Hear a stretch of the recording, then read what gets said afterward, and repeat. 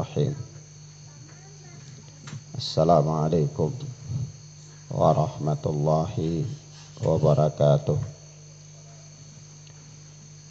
Walhamdulillahi hamdan katsiran thayyiban mubarakan fih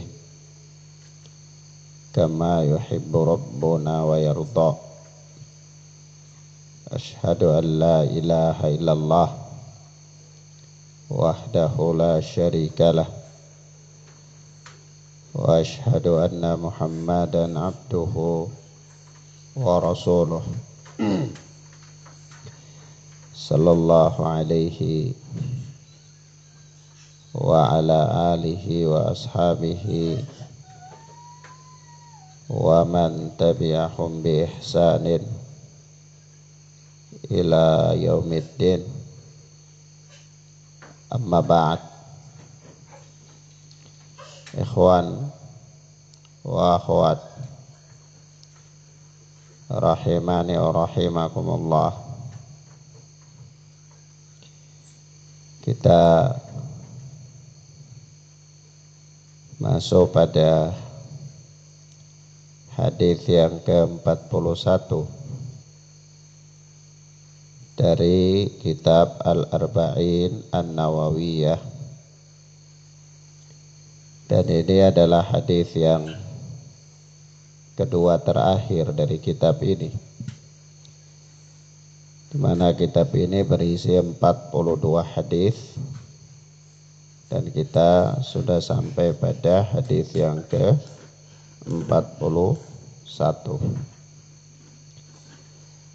Berkata Al-Imam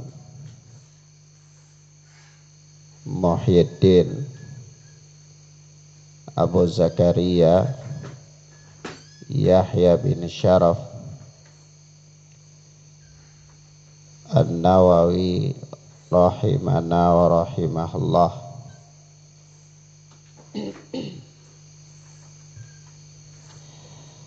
Nabi Muhammad Abdullah bin Umar, salah cetak, harusnya Nabi Muhammad Abdullah bin Amr bin Al-As, Nabi Muhammad Abdullah bin Amr bin Al-As radhiyallahu anhu maqal, dari Abu Muhammad Abdullah bin Amr bin As. Amr bin As adalah sahabat Nabi sallallahu alaihi wa alihi wasallam. Anak beliau Abdullah juga adalah sahabat. Dia berkata, qala Rasulullah sallallahu alaihi wa alihi wasallam, Rasulullah sallallahu alaihi wasallam bersabda, la yu'minu ahadukum hatta yakuna hawahu taba'an lima ji'tu bih. Hakikatnya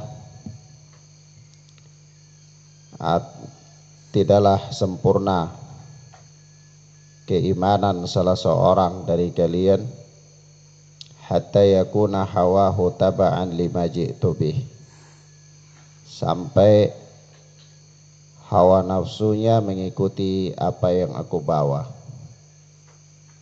Jadi hawa nafsunya mengikuti syariat, mengikuti agama. Kata Imam Nawawi, hadithun hasanun sahih rawainahu fi kitabil hujjah bi isnadin sahih. Hadis ini adalah hadis yang hasan sahih. Kami meriwayatkannya di dalam kitab Al-Hujjah bi isnadin sahih, dengan sanad yang sahih. Ikhwan, klaim apa sahih yang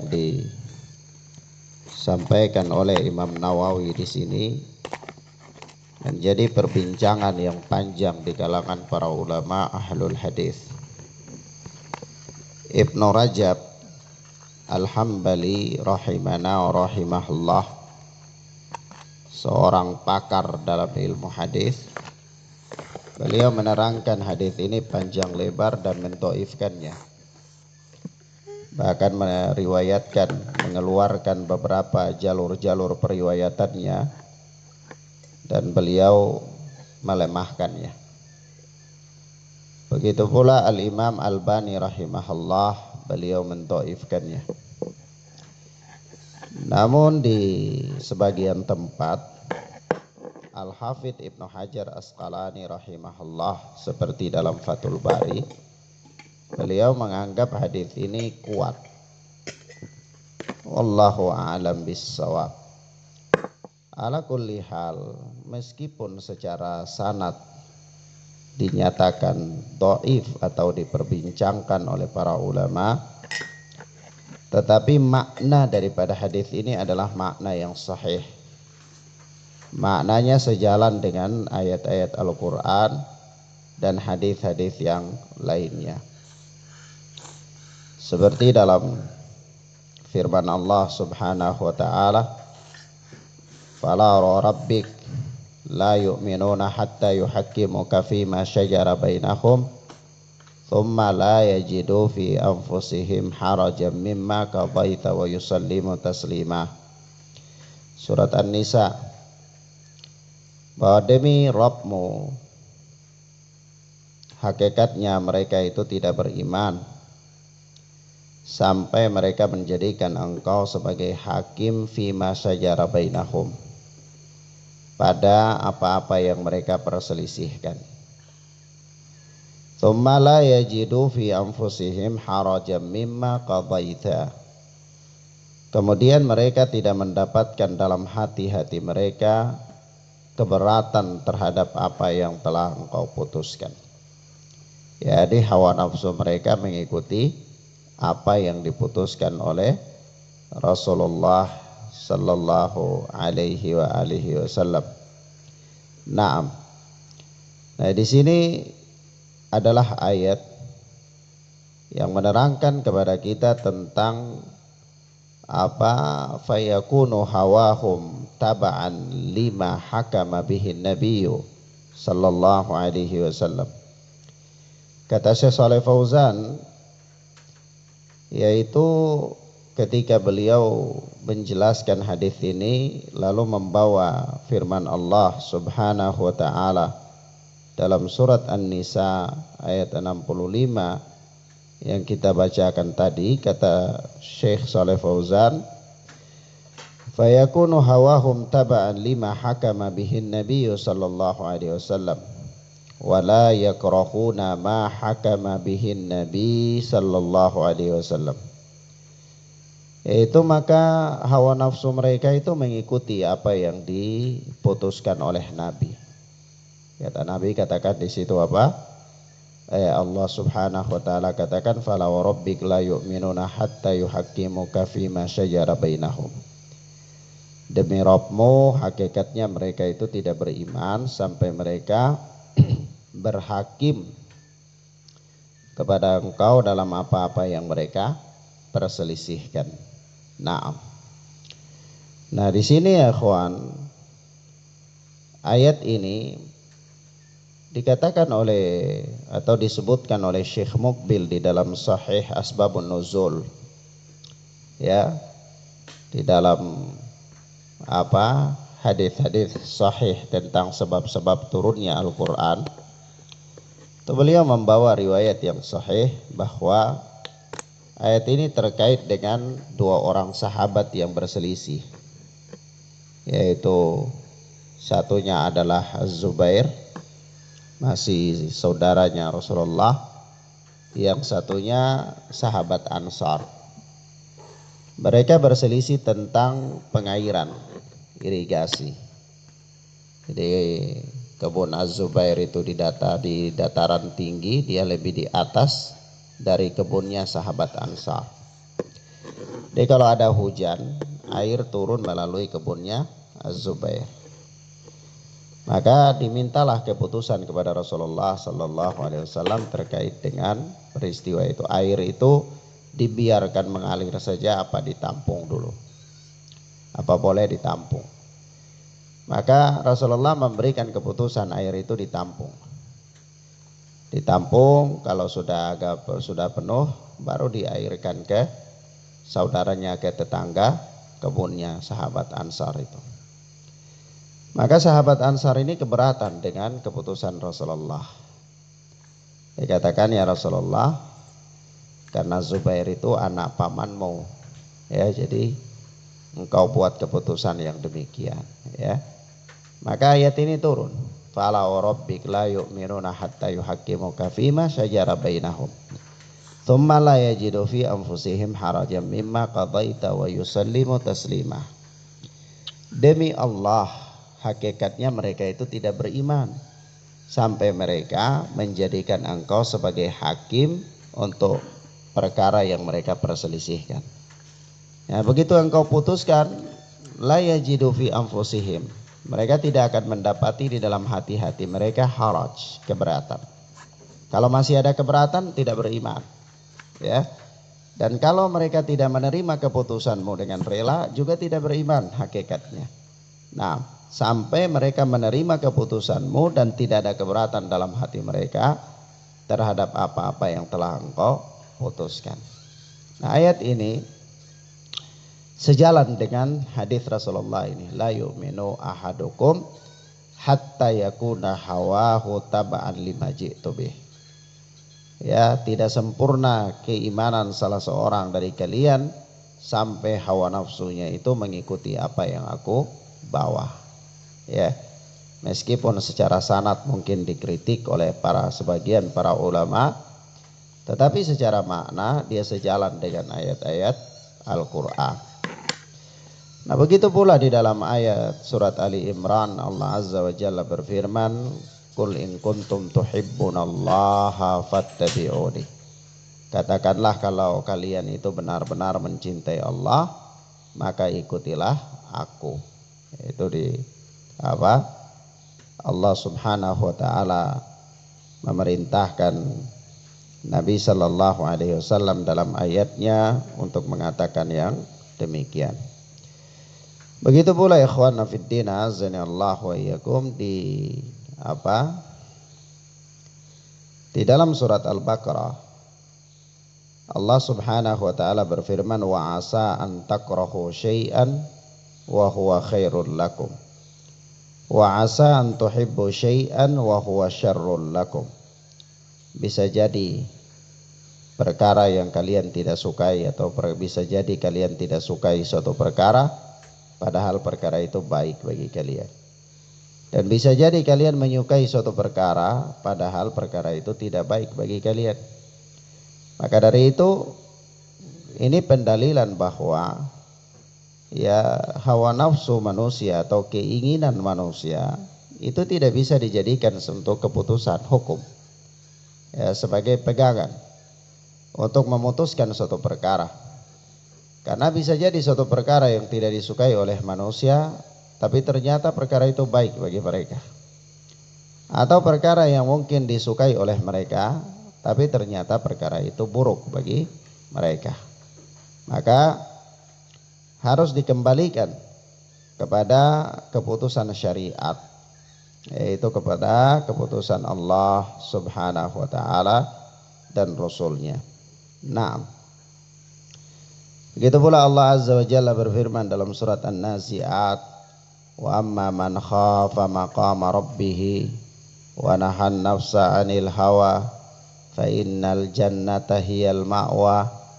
Dan adapun orang-orang yang takut kepada kebesaran Rabb-nya dan menahan diri dari keinginan hawa nafsu, ya, maka sesungguhnya surgalah tempat tinggal mereka, ma'wa. Surga adalah tempat kembali mereka. Nah, maka di sini ada beberapa pelajaran penting, ya, dari hadis yang mulia ini.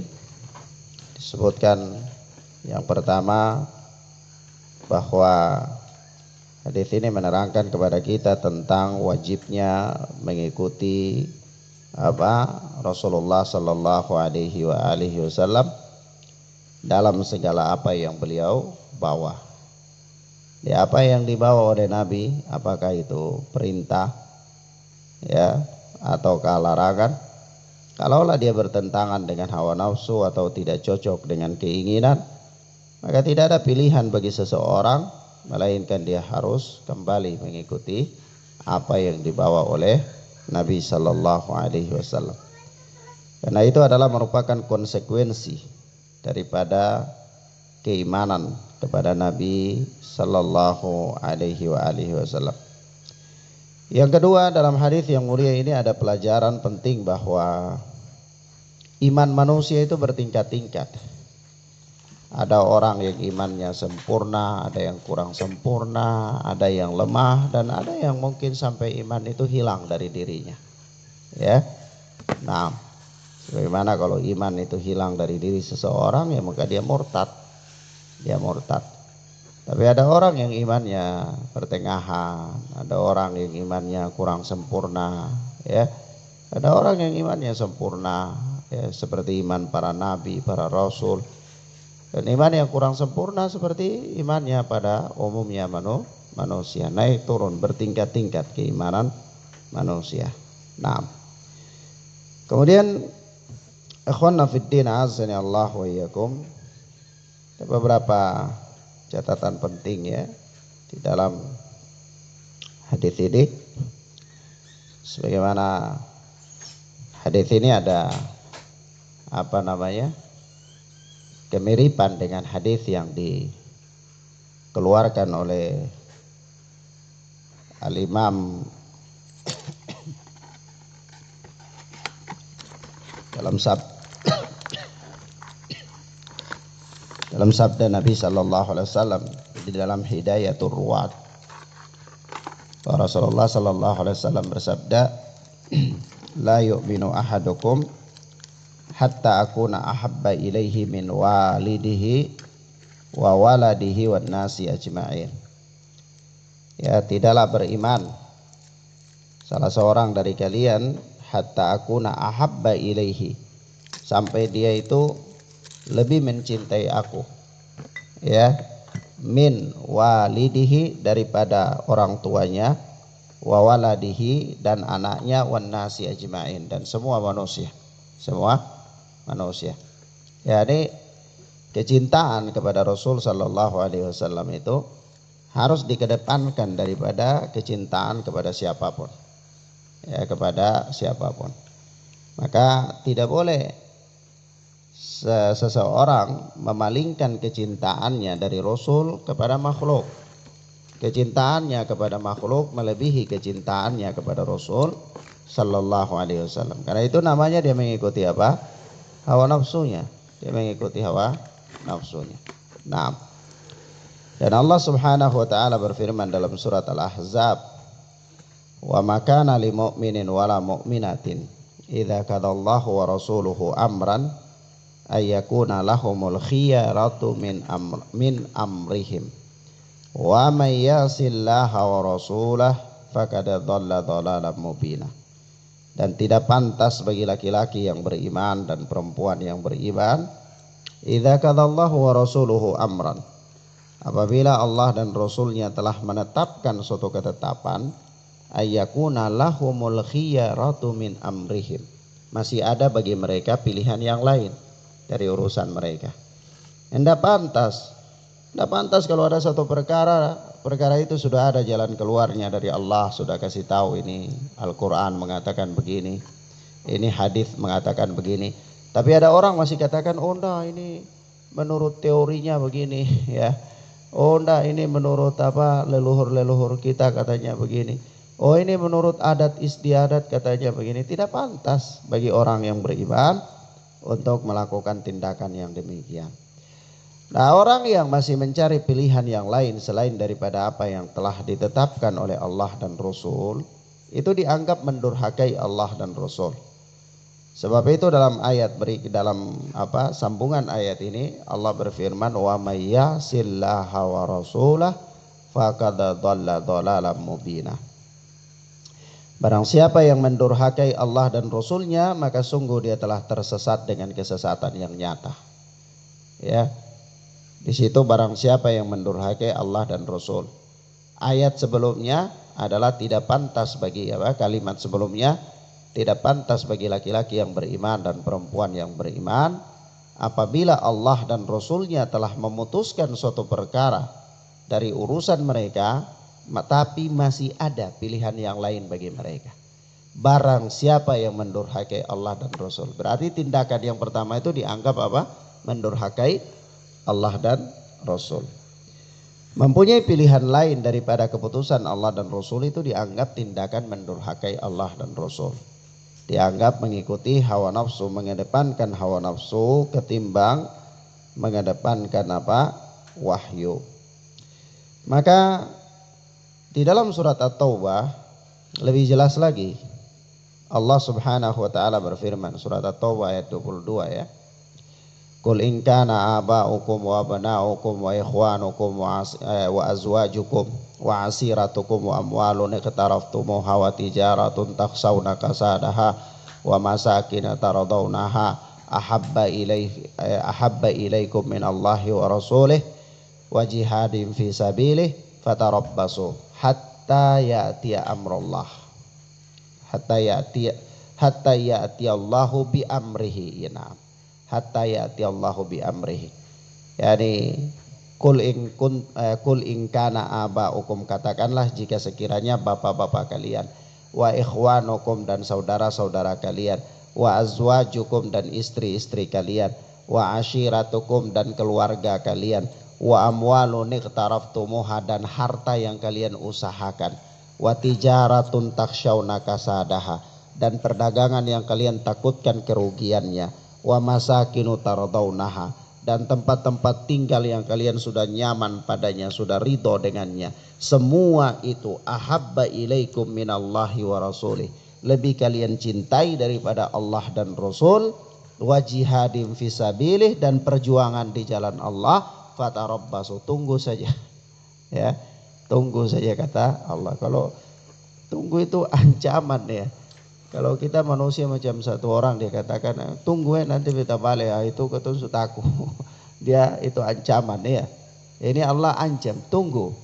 Kalau itu semua kalian sudah kedepankan daripada, sudah lebih kalian cintai daripada cinta kepada Allah dan Rasul.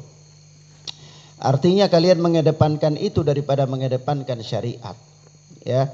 Kalian telah mengedepankan harta benda, mengedepankan keluarga, mengedepankan tempat-tempat usaha, mengedepankan tempat-tempat tinggal, mengedepankan istri, mengedepankan anak daripada jihad, perjuangan di jalan Allah, ya, daripada kecintaan kepada Allah dan Rasul, fatarabbasu, maka tunggu saja. Tunggu sampai kapan? Hatta ya'tiyallahu bi amrih, sampai Allah datangkan keputusannya. Sampai Allah datangkan keputusannya. Maka ini semua ayat-ayat ini apa? Adalah ayat yang sejalan dengan hadis yang kita bacakan ini, yang menunjukkan bahwa tidak ada pilihan bagi hawa nafsu untuk lebih dikedepankan daripada syariat Allah Azza wa Jalla, daripada syariat Allah Subhanahu wa ta'ala. Naam. Wallahu ta'ala a'lam bis-shawab. Dan orang yang ikhwan, orang yang mengedepankan atau mengedepankan hawa nafsunya ketimbang mengikuti syariat, itu dia tidak mendapatkan manisnya iman. Tidak mendapatkan manisnya iman. Tapi orang yang dia mengedepankan cintanya kepada Allah melebihi segalanya, maka dia mendapatkan apa? Manisnya iman. Rasulullah mengatakan salasun man kunna fihi wajada bihinna halawatal iman. Ada 3 perkara yang apabila ada pada seseorang, maka dia akan mendapatkan manisnya iman.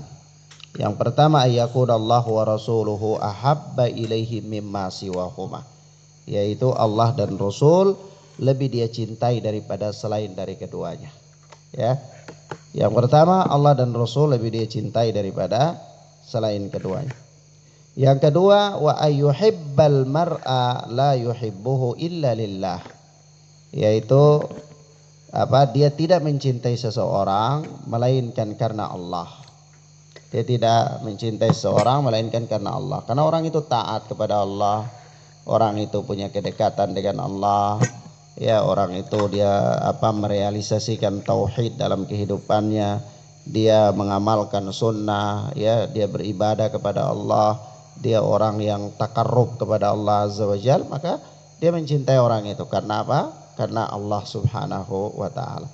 Kapan ketika orang itu dia jauh dari Allah, maka berkurang pula rasa cintanya kepada orang tersebut. Nah, ini yang kedua. Yang kedua, yang apabila ada pada diri seorang, maka dia mendapatkan manisnya atau manisnya iman. Yang ketiga, wa ayyakraha ayyauda fil kufri ba'da an anqadahu Allahu minhu kama yakrahu ayyuqdhafa finnar. Yang ketiga, dia benci kembali kepada kekafiran sebab Allah telah menyelamatkan dia dari kekafiran tersebut, sebagaimana dia benci dilemparkan ke dalam neraka. Kama yakrahu ayyuqdhafa finnar, sebagaimana dia benci dilemparkan ke dalam neraka. Ini 3 perkara, ya. Ada 3 perkara apabila ada pada diri seseorang, maka dia mendapatkan merasakan manisnya iman. Yang pertama, yaitu dia lebih mencintai Allah dan Rasul daripada selain keduanya. Yang ketiga, dia lebih mencintai seseorang itu karena Allah. Jadi dia dekat dengan seorang itu karena Allah, dia cintai seseorang karena Allah. Kapan orang itu semakin dekat dengan Allah, maka dia semakin dekat dengan orang itu. Kapan ketika orang itu jauh dari Allah, maka dia juga jauh dari orang tersebut. Ya, ini karena namanya cinta karena Allah Azza wa Jalla. Dan yang ketiga dia benci kembali kepada kekufuran setelah Allah menyelamatkan dia dari kekufuran. Dulu dia tidak mengerti tentang tauhid, dia tidak tahu apa itu syirik. Ya, dia terjatuh dalam kesyirikan, dia berkecimpung di dalamnya, dia lakukan pelanggaran-pelanggaran terhadap tauhid. Tapi begitu dia tahu, dia benci kembali kepada kesyirikan. Sebagaimana dia benci kalau Allah lemparkan dia ke dalam neraka.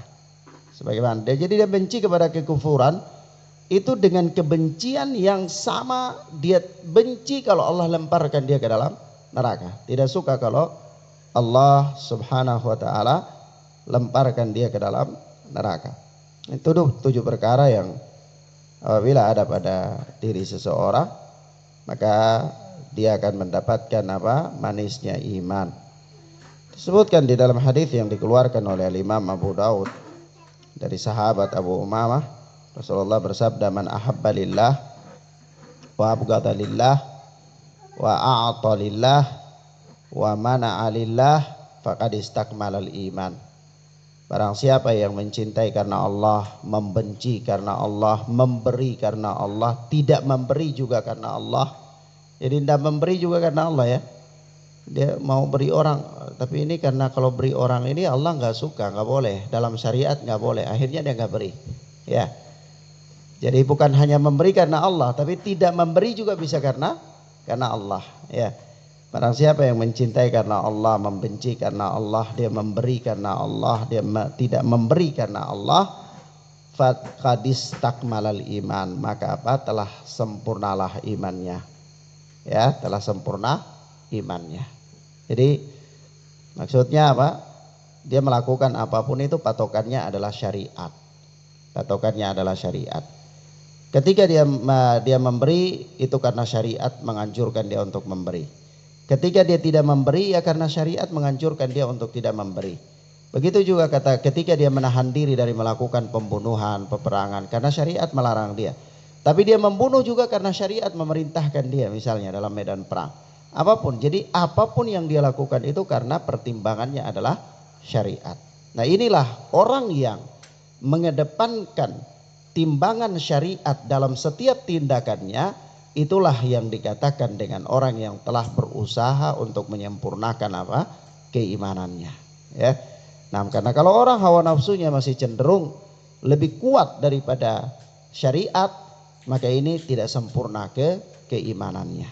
Nah, demikian akhwana fiddin azanillah wa iyyakum, ini beberapa hal yang bisa kita merasakan bagaimana getaran-getaran nasihat itu, maka mereka mengatakan, ya Rasulullah, ka'annaha mau'idhatu muwadda. Ya Rasulullah, seolah-olah ini adalah nasihat perpisahan. Ya. Nah, kalau ini nasihat perpisahan, artinya para sahabat bisa menangkap bahwa ini tidak lama lagi Rasulullah ini mungkin akan pergi meninggalkan kita. Ya. Mereka bisa menangkap itu dari gaya Rasulullah. Karena para sahabat itu peka sekali dengan Rasul, ya. Mereka selalu bersama dengan Rasulullah dan mereka sangat peka terhadap Rasulullah sallallahu alaihi wasallam. Nah, sahabat tidak mau meninggalkan kesempatan. Sebab itu mereka mengatakan fa'ausina, berilah kami nasihat. Berilah apa? Kami nasihat. Dan apa nasihat Rasulullah sallallahu alaihi wasallam? Yang pertama-tama Rasulullah memberikan nasihat tentang takwa kepada Allah. Tentang takwa kepada Allah subhanahu wa ta'ala.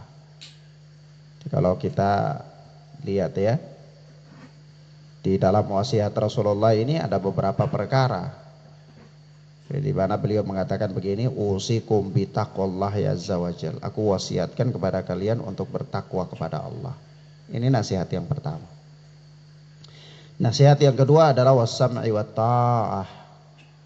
Wa in ta'ammara alaikum abdun habasyi. Ya, dengar dan taat kepada penguasa, pemimpin, walaupun yang memimpin kalian itu adalah hamba Habasyi, budak dari Habasyah. Nasihat yang ketiga adalah fa innahu man ya'ish minkum fasayara ikhtilafan katsira fa 'alaikum bisunnati wa sunnatil khulafa'ir rasyidin al mahdiyyin adu 'alaiha bin nawajid. Yaitu nasihat yang ketiga adalah berpegang teguh dengan sunnah Rasulullah sallallahu alaihi wasallam, apalagi ketika melihat banyaknya perselisihan. Nasihat yang keempat adalah wa iyyakum wa muhdatsatil umur. Hati-hati dari perkara-perkara yang diada-adakan. Fa inna kulla bid'atin dhalalah, karena setiap bid'ah itu adalah sesat. Jadi Rasulullah menghitung nasihat yang keempat itu nasihat dari perkara-perkara yang baru atau peringatan dari bid'ah. Peringatan dari bid'ah. Naam. Maka ini 4 nasihat Rasulullah sallallahu alaihi wasallam. Nah, kita lihat di sini ya nasihat-nasihat ini. Yang pertama adalah nasihat takwa kepada Allah. Nah, kalau kita bicara tentang nasihat, maka tidak ada nasihat yang paling utama melainkan atau melebihi takwa kepada Allah. Tidak ada nasihat yang paling sangat harus diperhatikan melebihi daripada nasihat takwa kepada Allah. Karena takwa adalah merupakan pokok keselamatan. Takwa itu merupakan pokok keselamatan. Nah, kalau dikatakan takwa itu apa? Takwa kepada Allah itu apa? Ya, takwa kepada Allah itu adalah seseorang membuat benteng perlindungan antara dirinya dengan murka Allah. Kalau kita definisikan begitu ya. Takwa kepada Allah itu apa? Takwa kepada Allah itu adalah seseorang membuat benteng antara dirinya dengan murka Allah. Ada benteng, ada penghalang, sehingga dia tidak mendapatkan murka Allah. Itulah takwa. Dan dia tidak melampaui benteng itu. Ya, karena kalau dia melampaui benteng itu, maka dia akan mendapatkan murka Allah subhanahu wa ta'ala. Itulah takwa. Meskipun pada penjabarannya takwa itu adalah sesuatu yang umum ya. Mencakup melaksanakan perintah dan menjauhi larangan. Nah, itu pada prakteknya. Ya. Nah, dan subhanallah para sahabat itu luar biasa sekali dalam hadis ini, mereka meminta kepada Rasulullah sesuatu nasihat dan Rasulullah memberikan kepada mereka nasihat-nasihat yang bersifat universal, yaitu nasihat yang bersifat umum yang sekiranya cukup bagi mereka, yaitu apa? Takwa kepada Allah. Definisinya bagaimana? Ya definisinya itu tadi, seseorang membuat benteng antara dia dengan murka Allah. Bagaimana aplikasinya? Ya aplikasinya melaksanakan perintah dan menjauhi larangan. Sudah, khalas. Ya. Nah, meski pada prakteknya tidak sesederhana itu manusia melakukannya. Karena yang namanya takwa itu perkara yang berat ya. Perkara yang berat. Melaksanakan perintah perkara yang berat, menjauhi larangan perkara yang berat ya. Jadi masing-masing manusia pada prakteknya dia berjuang dengan keadaannya sendiri dan dia lebih paham bagaimana tentang dirinya sendiri untuk apa? Taat kepada Allah Subhanahu wa taala. Ya. Nah, tentang takwa ini Allah Subhanahu wa taala berfirman di dalam surat An-Nisa ayat 131, wa laqad wassaynal ladzina utul kitaba min qablikum wa iyyakum anittaqullah. Dan sungguh kami telah memerintahkan kepada orang-orang yang diberi kitab sebelum kalian dan juga kepada kalian, kepada kamu, supaya apa? Anittaqullah, agar kamu bertakwa kepada Allah. Ya. Nasihat takwa itu bukan nasihat yang remeh ya. Bukan nasihat yang sepele. Takwa kepada Allah itu nasihat yang benar-benar luar biasa. Naam. Taib. Kemudian yang kedua, ya Rasulullah Sallallahu Alaihi Wasallam berwasiat untuk apa? Mendengar dan taat kepada pemerintah. Dengar dan taat kepada pemerintah ini punya bab ya, punya bab sendiri. Bahkan para ulama ahlul hadis membuat apa? Bab sendiri di dalam kitab-kitab akidah terkait dengan bahasan ketaatan kepada penguasa. Ya. Ya, panjang lebar ya, dan sudah sering kita katakan, tapi yang jelas bahwa ketaatan kepada penguasa itu tidak mutlak ya. Ketaatan itu terjadi hanya dalam perkara-perkara yang ma'ruf dan bukan dalam rangka bermaksiat kepada Allah Subhanahu wa taala. Karena Rasulullah sallallahu alaihi wasallam mengatakan la ta'ata li makhluqin fi ma'siyatil khaliq. Tidak ada ketaatan kepada makhluk dalam rangka bermaksiat kepada al-khaliq, bermaksiat kepada Allah Jalla wa ala. Nah, begitu juga dalam lafaz yang lain ya, Rasulullah mengatakan apa? Innamat ta'atu fil ma'ruf. Sesungguhnya ketaatan itu hanya dalam perkara yang ma'ruf. Nah, seandainya seseorang itu telah menjadi pemimpin secara sah dan kepemimpinannya diterima, dia bisa melaksanakan fungsinya sebagai pemimpin, melindungi rakyat, ya, berjihad bersama rakyat, kemudian berhaji bersama rakyat, membagi harta rampasan perang dan seterusnya daripada fungsi pemerintah, maka dia itu dianggap penguasa. Dia dianggap apa? Penguasa. Walaupun mungkin dari sisi kriteria dia tidak layak. Seperti apa? Rasulullah sudah mengisyaratkan tentang kriteria yang tidak layak itu. Yaitu apa? Wa in ta'ammara alaikum abdun habasyi. Meskipun yang memerintah kalian itu seorang budak Habasyah, ya, budak dari Ethiopia sana, ya, artinya apa? Ya, seorang budak tidak layak, tidak memenuhi kriteria untuk menjadi pemimpin. Namun seandainya dia menjadi pemimpin, maka tidak ada pilihan melainkan apa? Wajib untuk menaati. Ya. Nah, demikian akhwana fiddin azani Allah wa iyyakum. Dan kalau menaatinya yaitu tadi dalam hal-hal yang apa? Ma'ruf, dalam hal-hal yang ma'ruf. Nah, kemudian wasiat yang berikutnya kalau kita lihat di sini ya. Wasiat yang ketiga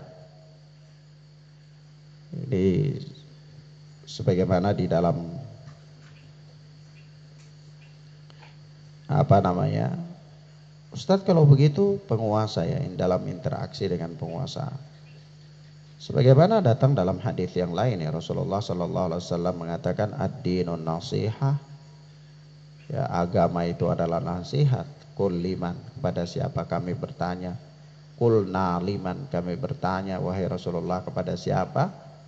Kata beliau, lillahi wali kitabihi wali rasulihi wali aimmatil muslimina wa ammatihim.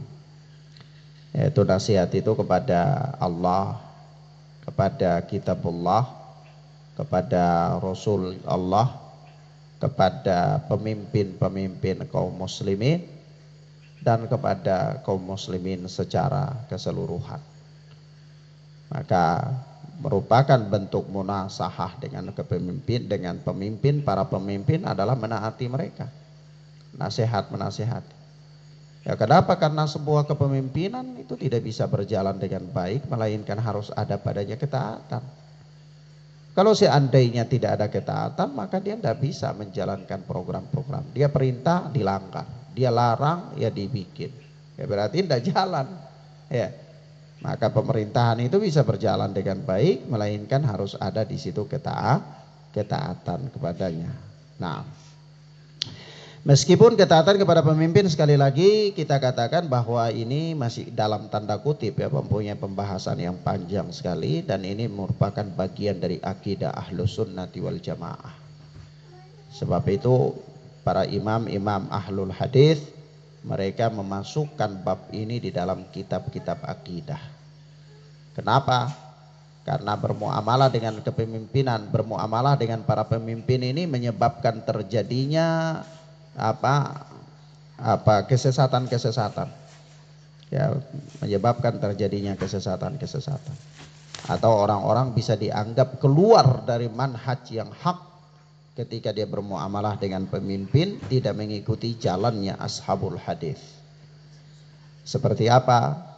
Ya seperti Khawarij, ya Qadariyah, ya dan kelompok-kelompok sempalan yang lainnya. Yang mereka apa? Keluar dari ketaatan kepada pemimpin dengan alasan-alasan yang tidak memenuhi kriteria. Alasannya ya pemimpinnya zalim, alasannya ya pemimpinnya mengutamakan dirinya sendiri, alasan-alasan yang nggak penting, alasan yang dalam pandangan syariat itu bukan alasan. Ya, seperti Khawarij mengatakan ya karena pemimpin dia melakukan dosa besar maka dia harus diperangi.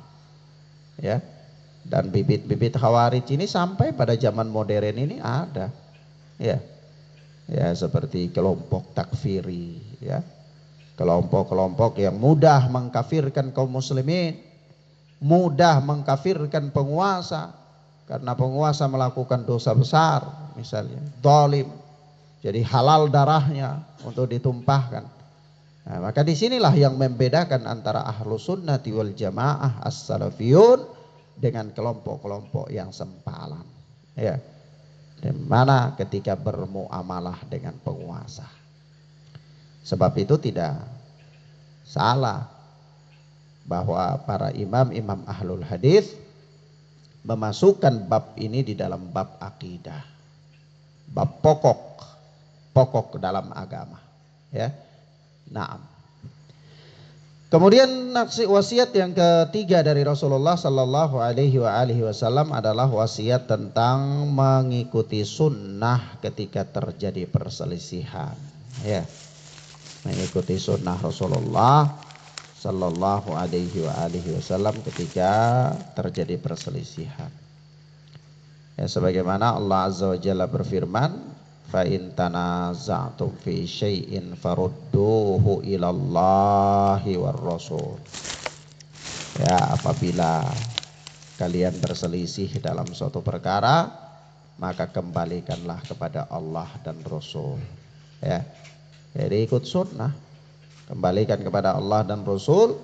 Ya, ini maknanya adalah kembali kepada kitab Allah Jalla wa'ala dan kembali kepada sunnah Rasulullah sallallahu alaihi wa alihi wasallam.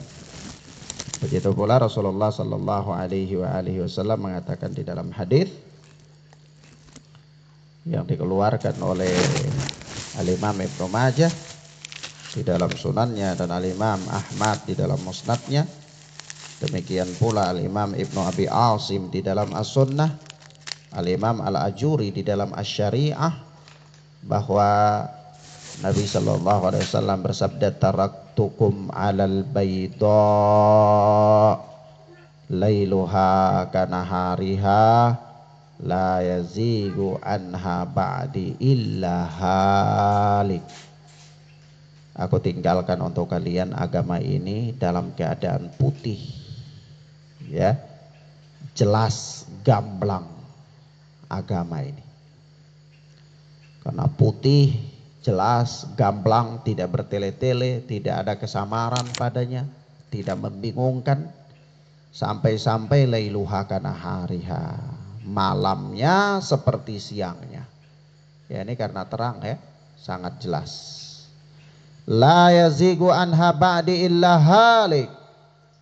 Tidaklah ada seorang yang menyimpang darinya setelahku, melainkan dia akan binasa.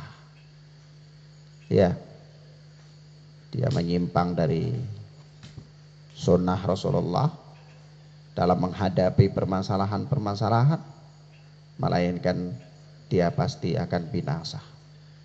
Dia pasti akan binasa. Sebab itu para ulama mengatakan kepada kita, ya, bahwa barang siapa ketika terjadi perselisihan lalu dia mengambil pendapat orang-orang, dia mengambil pendapat si A, mengambil pendapat si B, maka sesungguhnya itu bukanlah obat, itu bukanlah jalan keluar, bukanlah jalan keluar. Karena jalan keluar dari permasalahan-permasalahan yang ada melainkan mengikuti sunnah Nabi sallallahu alaihi wa alihi wasallam. Dari itu Syekh Shalih Fauzan hafizana wa hafizahullahu taala, beliau mengatakan bahwasanya ketika beliau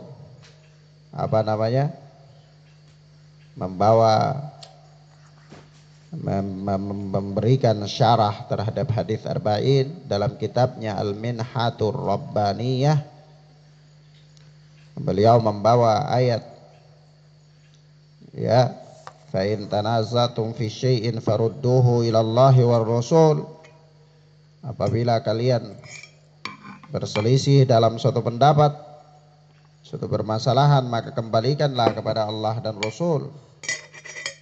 Maka kata beliau,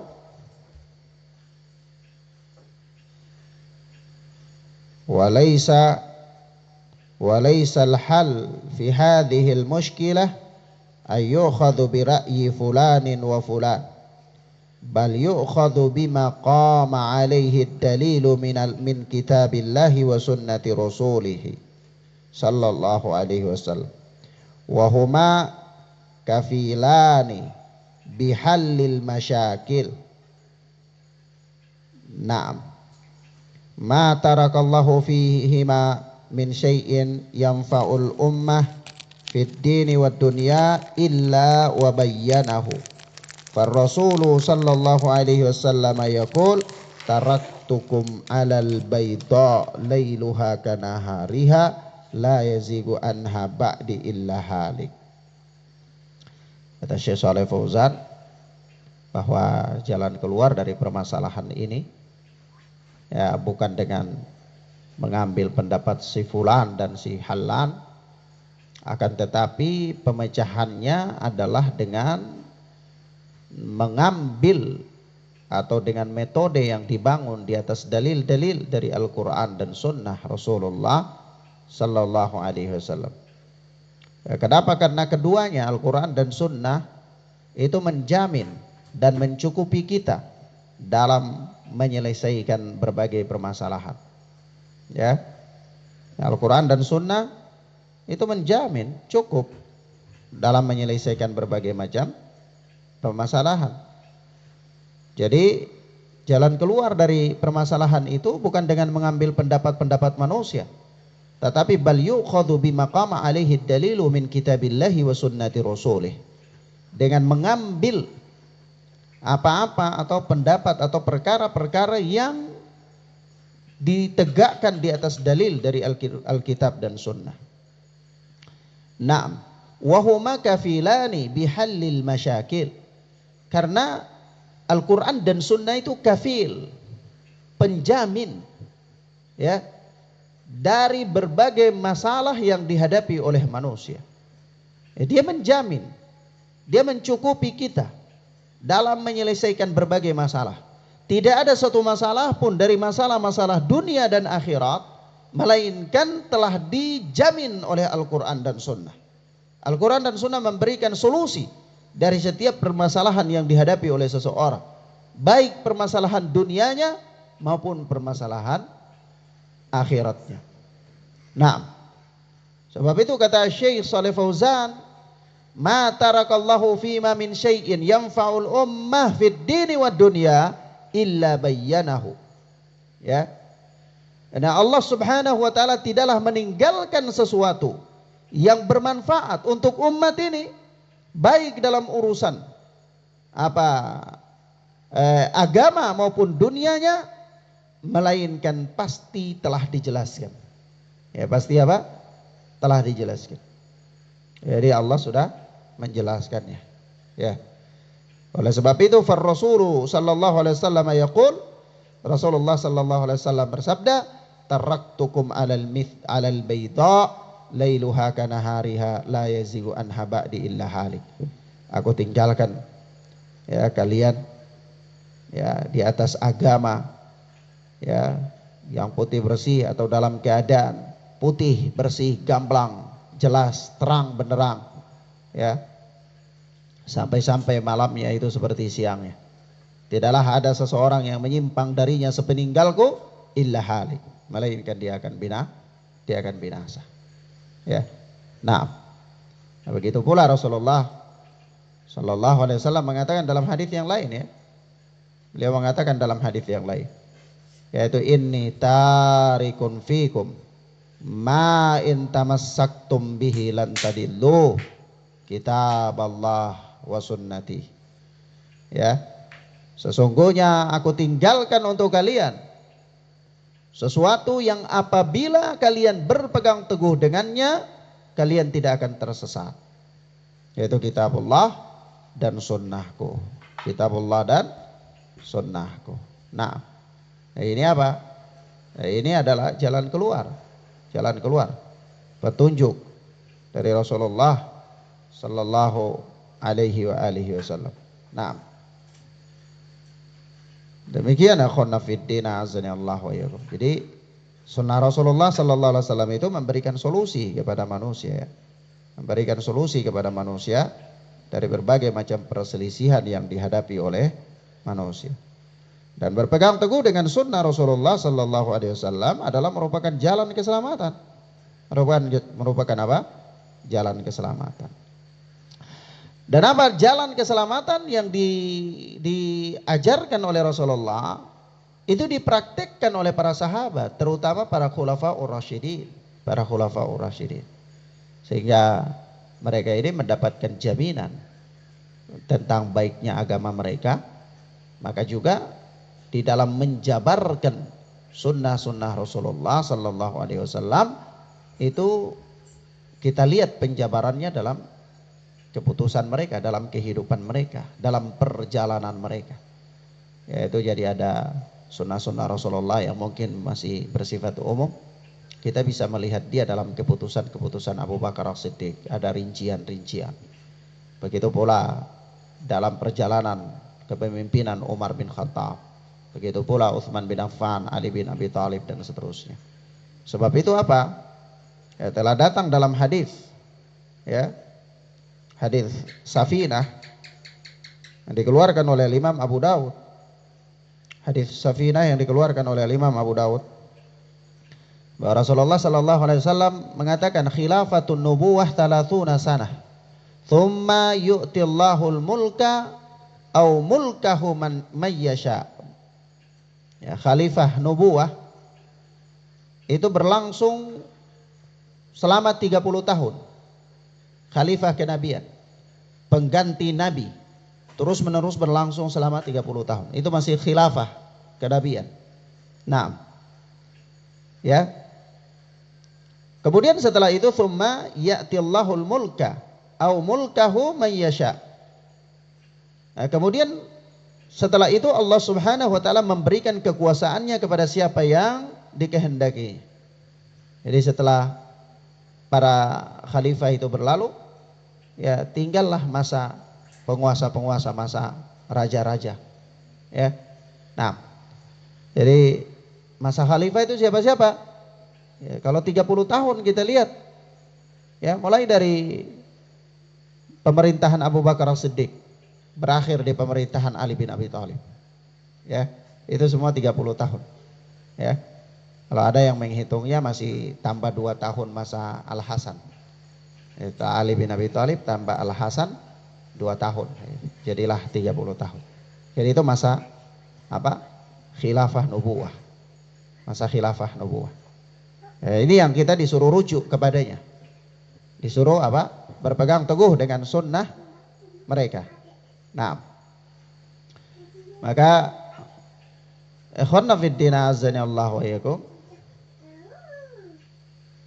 Sebab itu kita dapati ya pada masa khalifah, ya, Khalifah Abu Bakar As-Siddiq, Umar bin Khattab, Utsman bin Affan, Ali bin Abi Thalib radhiyallahu taala anhum, itu banyak perkara sekali. Banyak perkara sekali yang ada dalam keputusan-keputusan mereka. Ya.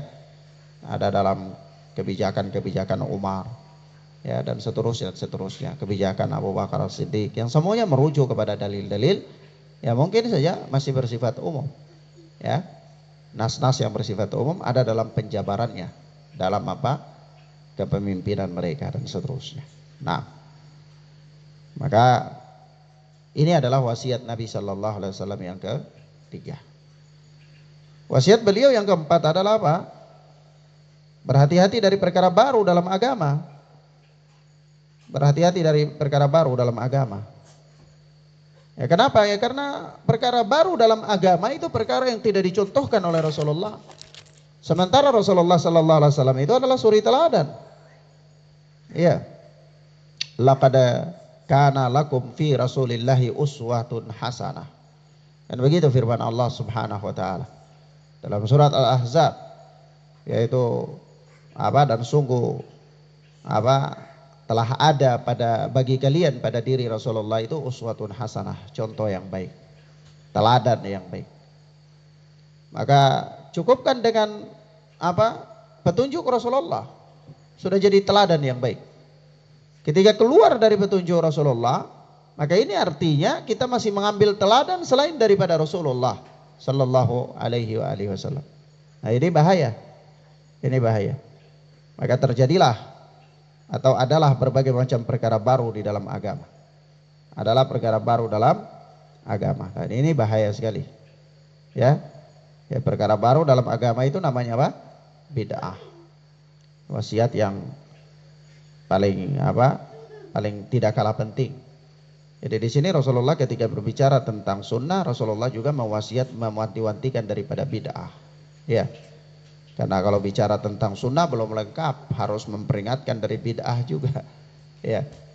Nah, kalau orang dia bikin sunnah semua, nanti dia bisa bilang asam jawa juga sunnah, kunyit juga sunnah. Ya. Padahal itu bukan sunnah. Jadi dia harus memperingatkan dari apa? Perkara bid'ah. Ada orang bilang sunnah Nabi, akhirnya dia katakan pakai jubah Maroko itu sunnah Nabi. Padahal ya bukan sunnah. Itu apa? Adat, kebiasaan. Begitu dan seterusnya. Nah, ini masalah ya. Jadi kalau bicara tentang sunnah, supaya dia lengkap harus memberikan peringatan daripada bid'ah. Ya, maka tidak cukup hanya orang bicara tentang tauhid tanpa memperingatkan dari syirik. Harus memperingatkan dari syirik. Harus memperingatkan dari bid'ah. Supaya apa? Orang mengetahuinya. Karena orang dengan dia mengetahui sebuah kemungkaran, sebuah kejelekan, dia bisa menjaga dirinya dari. Sebab itu seorang penyair pernah berkata bahwa araftu syarra la li syarri. Aku mengetahui kejelekan bukan untuk melakukan kejelekan itu. Walakin li tawaqqihi. Akan tetapi supaya menjaga diriku dari kejelekan tersebut. Ya. Kenapa? Ya karena orang yang tidak mengetahui tentang kejelekan yaqa'u fi. Rentan dia jatuh dalam kejelekan. Ya. Jadi kalau orang hanya tahu tentang sunnah, dia tidak tahu tentang bid'ah, maka bisa jadi dia lakukan bid'ah, dia anggap sunnah. Ada orang tahu tauhid, tapi dia juga tidak mengerti tentang syirik, maka bisa jadi dia lakukan kesyirikan, dia anggap itu tauhid. Ya, nah dan seterusnya. Ya, Rasulullah Sallallahu Alaihi Wasallam mengatakan di dalam hadis, man ahdatha fi amrina hadza ma laysa minhu fahuwa rad. Ya, barang siapa yang mengada-ngadakan sebuah amalan yang tidak ada asalnya dari kami, maka amalan tersebut tertolak. Dalam lafaz yang lain Rasulullah mengatakan, man amila amalan laisa alaihi amruna fahuwa raddun. Barang siapa yang beramal dengan suatu amalan yang tidak ada perintahnya dari kami, maka amalan tersebut tertolak. Ya, amalan tersebut tertolak.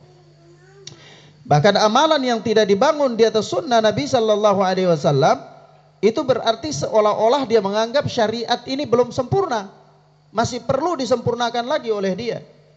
Syariat ini belum lengkap sehingga perlu dia memasukkan sesuatu baru yang untuk melengkapi ya kekurangan yang ada pada syariat. Waliyadzubillah. Padahal Allah Subhanahu wa taala berfirman, "Al-yauma akmaltu lakum dinakum." Hari ini telah aku sempurnakan bagi kalian agama kalian. Jadi dia tidak membutuhkan sesuatu hal yang baru lagi. Ya, agama sudah cukup lengkap. Maka Rasulullah mengancam orang-orang yang membuat-buat perkara baru yang diadopsikan ke dalam agama, dimasukkan ke dalam agama. Rasulullah mengatakan, fa inna kulla bid'atin dhalalah wa kulla dhalalatin finnar. Setiap perkara baru itu adalah sesat, dan setiap kesesatan itu diancam dengan neraka. Ya. Maka ini bahaya sekali. Jadi wasiat keempatnya Rasulullah sallallahu alaihi wasallam. Nah, taib ikhwan fiddin azanillahu wa iyyakum, di dalam hadis yang mulia ini ada beberapa catatan penting ya. Ya, catatan penting yang pertama, disukainya memberikan nasihat dan peringatan ya. Nah, disukainya memberikan nasihat dan peringatan. Ya, tentunya dilihat daripada situasi dan kondisi ya, kesempatan tertentu ya boleh saja. Kenapa? Karena likulli maqam maqal, masing-masing tempat itu ada pembicaraan. Ya, seseorang harus melihat situasi dan kondisi ketika memberikan nasihat dan peringatan. Namun terlepas dari itu semua, ala kulli hal, memberikan nasihat dan peringatan itu hal yang disukai. Dan tidak mesti orang yang memberi peringatan dan nasihat itu orang yang sudah sempurna. Tidak mesti. Karena manusia ini tempatnya khilaf. Ya. Kadang-kadang seorang dia masih terjatuh dalam sebuah kesalahan, kekeliruan. Tapi bukan berarti dia tidak boleh menasihati orang lain untuk kebaikan. Ya. Tidak mesti demikian. Yang kedua, catatan yang kedua, bahwa semangat para sahabat ridwanullahi alaihim ajma'in untuk kebenaran. Ya. Mereka sangat semangat sekali untuk mendapatkan kebenaran. Makanya ketika mereka rasa-rasa ini wasiat ini kayaknya ka'annaha mau'idhatu muwaddi', seolah-olah ini nasihat perpisahan, mereka katakan ausina, beri kami nasihat. Ini karena apa? Semangat mereka, antusias mereka ya kepada apa? kepada kebaikan tersebut. Nah, yang berikut, catatan yang ketiga adalah bahwa hal terpenting di dalam wasiat atau untuk diwasiatkan itu adalah takwa kepada Allah. Ya, hal terpenting untuk diwasiatkan itu takwa kepada Allah Subhanahu wa taala. Nah, yang keempat, di antara hal terpenting juga yang harus diwasiatkan adalah taat dan dengar kepada pemerintah. Ya. Sebab hal itu mengandung kemaslahatan yang bersifat umum kepada kaum muslimin, ya. Jadi taat dan dengar kepada penguasa itu mengandung kemaslahatan yang bersifat umum, ya. Nah, kalau seandainya kacau, maka banyak sekali darah-darah kaum muslimin yang bisa ditumpahkan, ya. Orang-orang yang tidak bersalah dan seterusnya. Nah, yang berikut, ada catatan yang berikut adalah penekanan dalam motivasi untuk senantiasa mendengar dan taat. Ya, jadi ini masih tetap harus diberikan motivasi, diberikan tekanan. Ya, di mana Rasulullah memberikan penekanan dan motivasi itu dengan kalimat beliau, in ta'ammara alaikum abdun habasyi, walaupun yang memerintah kalian itu seorang hamba Habasyi, ya. Nah, itu kalimat penekanan. Sebenarnya kalimat pertama sudah cukup, ya, ketika Rasulullah mengatakan as-sam'u wa ta'ah, ya, dengar dan taat. Sebenarnya sudah cukup kepada penguasa. Tapi beliau masih memberikan penekanan lagi, yaitu wa in ta'ammara alaikum abdun habasyi, meskipun yang memerintahkan kalian itu seorang budak Habasyi. Nah, kemudian yang berikutnya adalah merupakan mukjizat Nabi Shallallahu Alaihi Wasallam, yaitu beliau memberikan kabar tentang akan adanya banyak perselisihan di tengah umat. Ya, akan ada banyak perselisihan di tengah-tengah umat. Itu berita dari Nabi Shallallahu Alaihi Wasallam. Dan itu merupakan mukjizat, ya, karena asalnya Nabi itu nggak tahu perkara gaib, ya, kecuali ya yang Allah kasih tahu. Maka itu bagian dari mukjizat. Yang berikut adalah Nabi Shallallahu Alaihi Wasallam membimbing umat ini untuk keluar dari perselisihan dalam agama, yaitu dengan melazimi sunnah Rasulullah dan sunnah khulafaur rasyidin. Jadi Nabi membimbing kita supaya keluar dari perselisihan dalam agama itu dengan melazimi sunnah, komitmen di atas sunnah Nabi Shallallahu Alaihi Wasallam dan sunnah para khulafaur rasyidin. Nah, sekaligus ini menunjukkan tentang keutamaan mereka, ya, sunnah para khulafaur rasyidin. Ya, berarti di situ ada keutamaan mereka. Seandainya mereka tidak ada keutamaan di situ, maka tidak ada gunanya mengikuti jalan mereka, sunnah mereka, ya. Nah, wallahu taala a'lam bissawab. Catatan yang terakhir adalah peringatan dari semua bentuk perkara yang diada-adakan dalam agama, yang tidak punya dasar dalam agama, ya, dengan istilah bid'ah, ya. Nah, wallahu taala a'lam bissawab. Ikhwan, ila huna naktafi bihadzal dars. Kita cukupkan pelajaran kita sampai di sini, insyaallah taala. Kita lanjutkan pada pertemuan berikutnya. Wassallallahu ala nabiyina Muhammad wa ala alihi washabbihi wasallam. Subhanakallahumma bihamdika asyhadu an la ilaha illa anta astaghfiruka wa atubu ilaik. Wassalamualaikum warahmatullahi wabarakatuh.